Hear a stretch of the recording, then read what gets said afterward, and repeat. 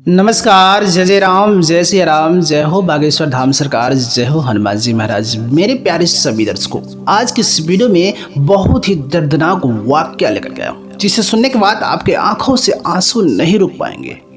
कि जब एक औरत जिसका एक ही इकलौता पुत्र होता है और उसका बाप अपने बच्चे को जलते हुए आग के भट्ठी में अपने बच्चे को झोंक देता है, आखिर उसके साथ ऐसा क्या हुआ?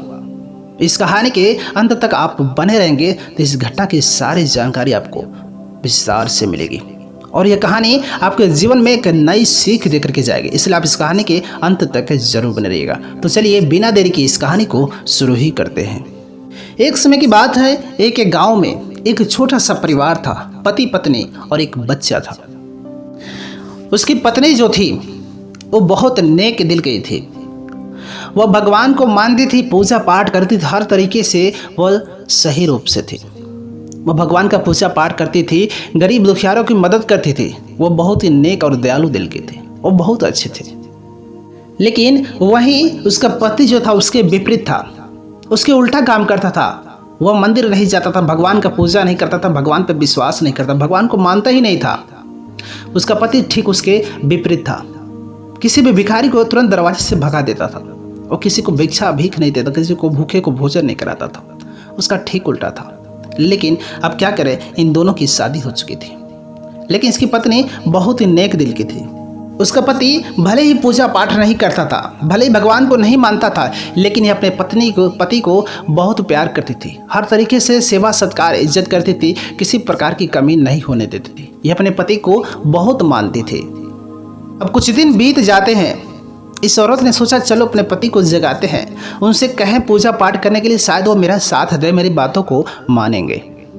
किसी त्योहार का दिन था, वो अपने पति को जगाती चलिए, आज त्योहार का दिन है, कम से कम आज के दिन तो भगवान का पूजा पाठ कर लीजिए। लेकिन उसका पति अपनी पत्नी पर भड़क उठता है, चिल्लाने लगता है कि तुम मेरे को जगाया क्यों, मुझे पूजा पाठ नहीं करना है। और जब इसका पति ने इसको डांट फटकार लगाई तो यह मायूस होकर के वहाँ से चली जाती है और भगवान की भक्ति में लीन हो जाती है। जब ये भगवान की भक्ति में लीन होती है, उस समय उसके अगल बगल कोई घटनाएं भी हो तो उस पर वह ध्यान नहीं देती है। वह भगवान के प्रेम में इतनी मगन हो गई थी। अब इस औरत के पास में भगवान तो एक पुत्र दे ही दिए थे। इसके यह सुख तो भगवान से बहुत धन्यवाद करती कि भगवान ने मुझे एक पुत्र दे भी दिया है। लेकिन वो भगवान से दिन रात यही प्रार्थना करती थी कि हे भगवान, आप मेरे पति को कब सही रास्ते पर लाएंगे। ये सोचते थे कि मेरे पति भी भगवान की भक्ति भाव करने लगे, हमारे परिवार में सुधार हो जाए, हम लोग एक साथ भगवान के भजन कीर्तन पूजा पाठ आरती करें। लेकिन इसका पति नेक रास्ते पे नहीं आता है। ये लाख कोशिश करती है लेकिन वह भगवान को नहीं मानता है। वह दिन पर दिन अपनी पत्नी को तनाए मारता था कि तुम क्या करते हो, कौन सा ढोंग रचाती हो, इससे तुम्हारा कुछ होने वाला नहीं है, तुम कुछ काम कर लिया करो, ऐसे फालतू के पूजा पाठ मत किया करो। वो अपनी पत्नी को दिन पर दिन तनाए मारता रहता था। उसकी पत्नी ने कहा कि अरे समय लगता है, ये सब हमारे पूर्व जन्मों का फल मिल रहा है। हमने पूर्व जन्म में कुछ गलत कर्म किए थे, उसका फल हमें भुगतना पड़ा है। अगर हम इस जन्म में कुछ पुण्य का काम करेंगे तो आगे चल के हमें सुख जरूर मिलेगा। जब हम भगवान को मानेंगे, पूजा पाठ करेंगे तो हमारे गलत कर्म के जो पाप हैं वो कट जाएंगे, और पाप कट जाएंगे तो हमें आगे चलकर धन दौलत किसी भी चीज़ की कमी नहीं होगी, हमें भगवान हमेशा सुख में रखेंगे। वो अपने पति को समझाती रहती है, लेकिन उसका पति एक भी बात सुनने वाला नहीं रहता है। वो अपनी पत्नी को हमेशा जली कटी सुनाता रहता है। वो गजब की बात तो तब हो जाती है जब ठंडी का समय आ जाता है। उसकी पत्नी सुबह सुबह उठ करके भगवान के मंदिर में पूजा पाठ कर रही होती है। अब उसका पति सोकर उठता है, ठंडी का टाइम रहता है, क्योंकि उसका बच्चा भी अब धीरे धीरे 5-6 साल का हो गया रहता है। अब उसका पति घर में ही एक तबेले में वो जो है अलाव जला करके ठंड के कारण वह आग सेकना शुरू कर देता है और इधर बच्चा सोया रहता है। लेकिन तब तक उसे कोई बाहर आवाज़ देकर के बुला रहा है और यह उधर चला जाता है। तब तक उसके बच्चे की नींद खुल जाती है और बच्चा बिस्तर से उठ करके मम्मी मम्मी पापा पापा करते वह इन लोगों को ढूंढने लगा। वो बच्चा अभी नींद में ही था, वह मम्मी मम्मी पापा करता रहा। इसका पापा बाहर चला गया। इसकी माँ भगवान की भक्ति में इतने लीन थी कि इसे कुछ अगल बगल हो से पता ही नहीं चलता था। अब इसका बच्चा तेज से चीखे चिल्ला रहा था, मम्मी मम्मी पापा पापा। ये तो पूजा पाठ में इतने मग्न थे कुछ इसे सुना ही नहीं पड़ रहा था।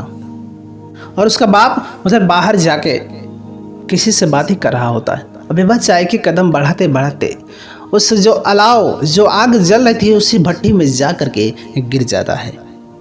अब उसके अंग उसके बदन जो है जलने लगते हैं। वो मम्मी मम्मी पापा पापा कह के चिल्लाता है, लेकिन कोई इसके बातों को सुनने वाला नहीं होता है। यह बच्चा इतनी तेज से रोता है, चिल्लाता है, लेकिन इसकी माँ पूजा पाठ में इतनी मगन होती है कि इसे अपने बच्चे की आवाज़ सुनाई नहीं देती है।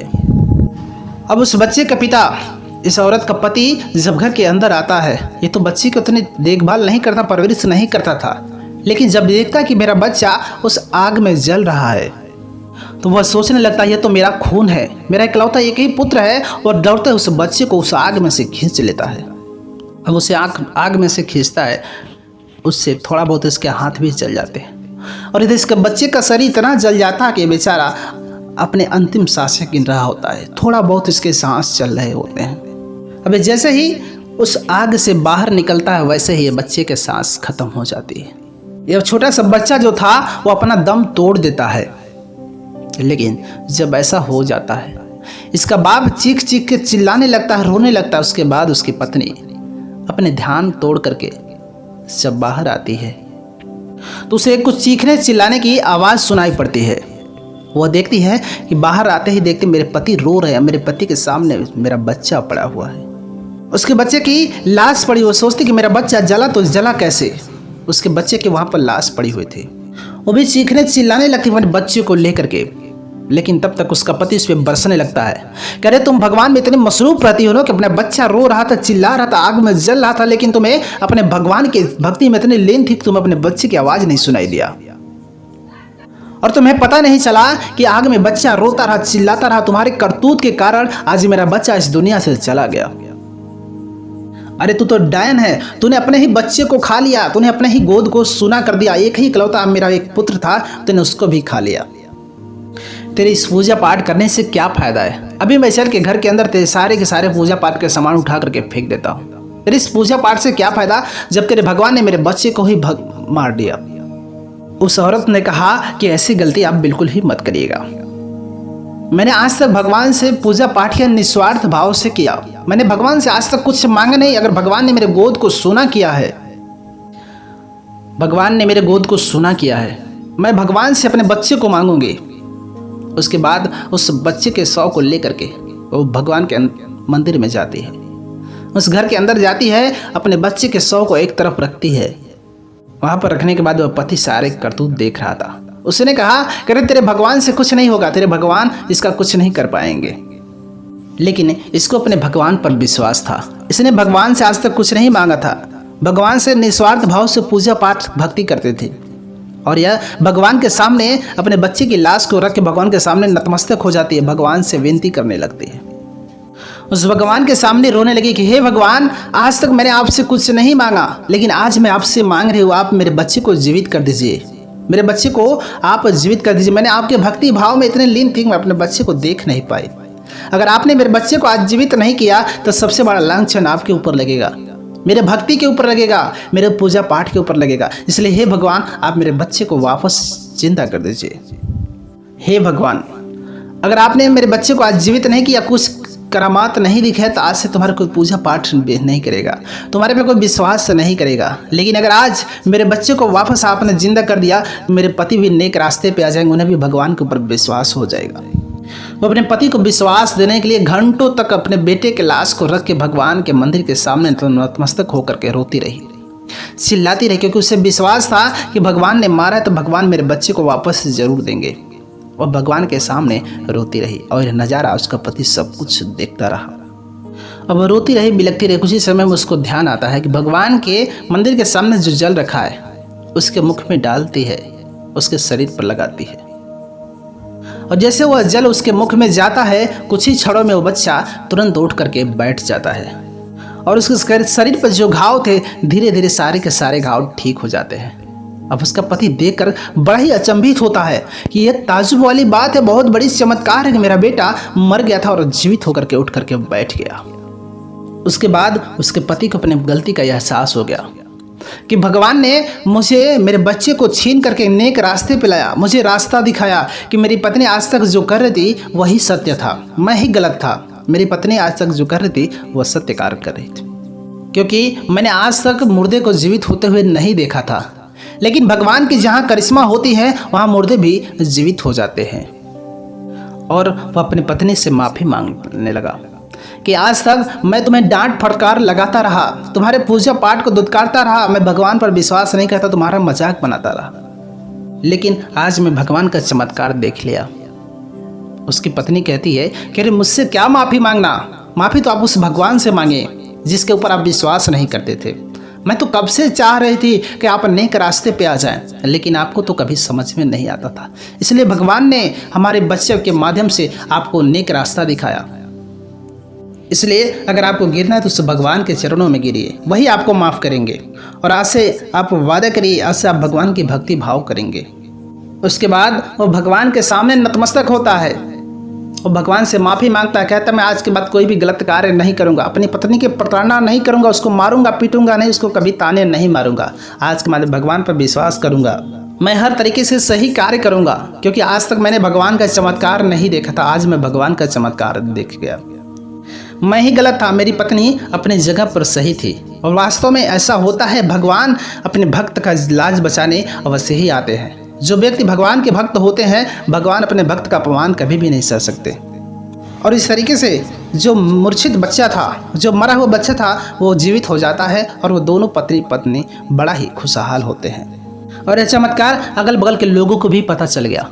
इसलिए कहा जाता है कि अगर आप भगवान को मानते हैं, भगवान पर विश्वास करेंगे, आस्था विश्वास रखेंगे, आप सच्चे सनातनी हिंदू हो करके आप भगवान को मानते हैं, तो आपका कोई बाल बाका नहीं कर सकेगा। लेकिन सच्चे हृदय भाव से भगवान पर विश्वास होना चाहिए। कुछ लोग तो स्वार्थी होते हैं, उन्हें भगवान पर विश्वास नहीं होता है। अगर आप सच्चे हृदय से अपने घर के मंदिर में ही भगवान को पूजते हैं, मानते हैं, तो अवश्य ही आपकी जो भी मन्नतें होती है वो पूरी हो जाती है। कुछ लोग होते हैं दूर दूर तक मंदिर पर जाते हैं, वहाँ पर उनकी आस्था पूरी होती है। लेकिन मैं आपसे एक ही बात कहना चाहता हूँ कि अगर आपका आस्था जहाँ पर है, हृदय से आप जिसको मानते हैं, आपकी पूरी मनोकामनाएं वहीं पर पूरी हो जाती है। मेरे प्यारे सभी दर्शकों, ये कहानी आपको कैसी लगी कमेंट बॉक्स में ज़रूर बताइएगा। आप सच्चे सनातनी हिंदू हैं तो जय जय राम, जय सिया राम ज़रूर लिख दीजिएगा। मिलेंगे हम आपसे एक और नई कहानी के साथ, तब तक के लिए नमस्कार।